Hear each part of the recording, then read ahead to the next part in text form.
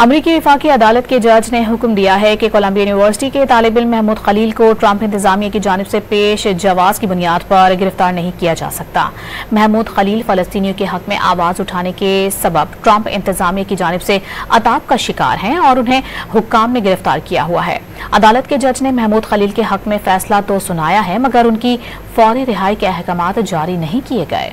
अमरीकी वफाकी अदालत के जज ने हुक्म दिया है कि कोलंबिया यूनिवर्सिटी के तालिब इल्म महमूद खलील को ट्रंप इंतजामिया की जानिब से पेश जवाज की बुनियाद पर गिरफ्तार नहीं किया जा सकता।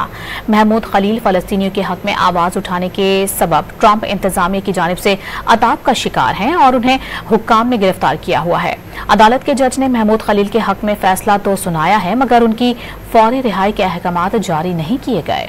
अमरीकी वफाकी अदालत के जज ने हुक्म दिया है कि कोलंबिया यूनिवर्सिटी के तालिब इल्म महमूद खलील को ट्रंप इंतजामिया की जानिब से पेश जवाज की बुनियाद पर गिरफ्तार नहीं किया जा सकता।